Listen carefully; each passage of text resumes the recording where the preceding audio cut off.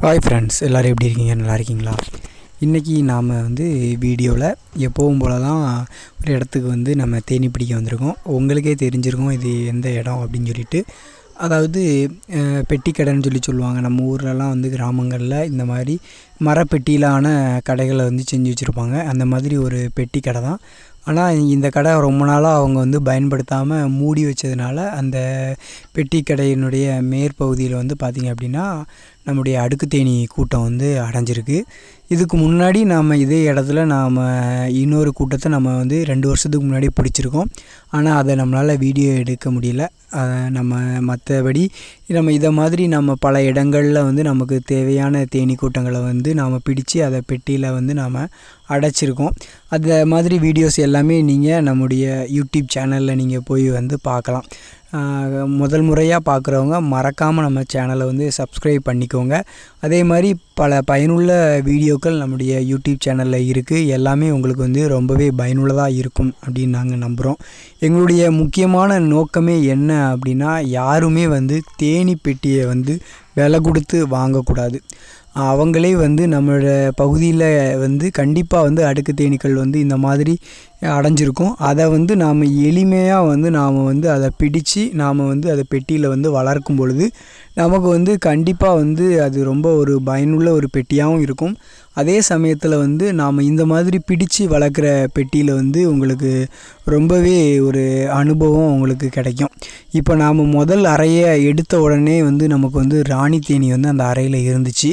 அதை நம்ம உடனே பிடிச்சிட்டோம். பிடிச்சு அந்த ராணி தேனியுடைய ரெக்கையை, ஒரு பக்க ரெக்கையை லைட்டாக நம்ம வெட்டி இந்த மாதிரி குயினை அடைக்கக்கூடிய இந்த குயின் பாக்ஸ், இது நம்மளுக்கு அமேசான்லலாம் கிடைக்குது. இந்த குயின் பாக்ஸை வாங்கி இதுக்குள்ளே நம்ம ராணி தேனியை அடைச்சி வச்சுருந்தோம். இப்போ இதில் பார்த்திங்க அப்படின்னா ஓட்டெல்லாம் இருக்கும் இந்த பெட்டியில். ராணி தேனி இந்த ஓட்டை வழியோடி வெளியே வர முடியாது. ஆனால் வேலைக்கார தேனீக்கள் பார்த்திங்க அப்படின்னா இந்த ஓட்டை வழியோடி அந்த பாக்ஸுக்குள்ளே போயிட்டு வர முடியும்.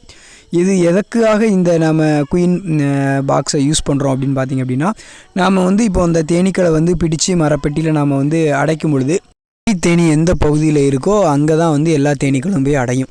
அப்போது நாம் இதனுடைய வாழ்விடத்தை மாற்றும் பொழுது கண்டிப்பாக ராணி தேனியை நம்ம பெட்டியில் இருந்தால் மட்டும்தான் எல்லா தேனீக்களும் நம்ம கொண்டு வந்திருக்கக்கூடிய பெட்டிக்குள்ளே வரும்.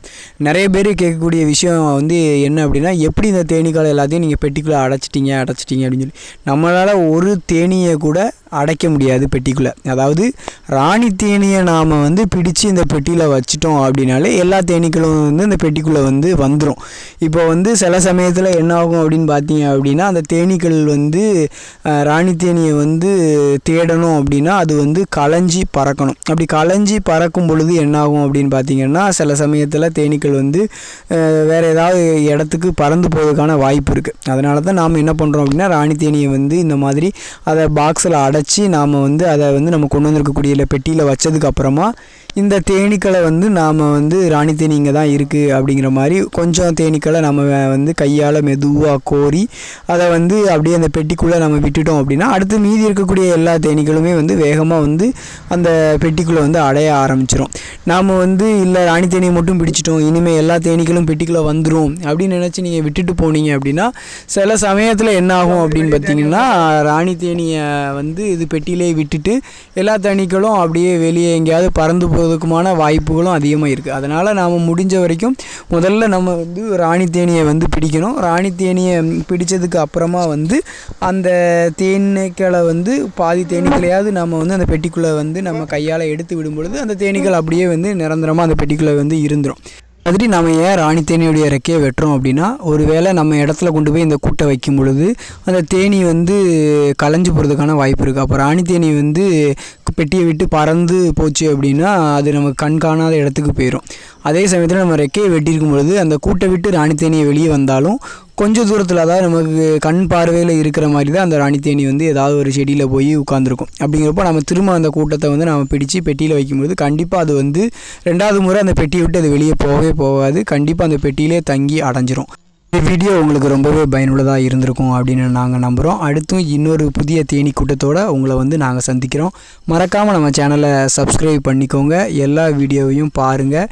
ஏதாவது சந்தேகம் இருந்தால் மறக்காமல் கமெண்ட் பாக்ஸில் கமெண்ட் பண்ணுங்கள். நன்றி.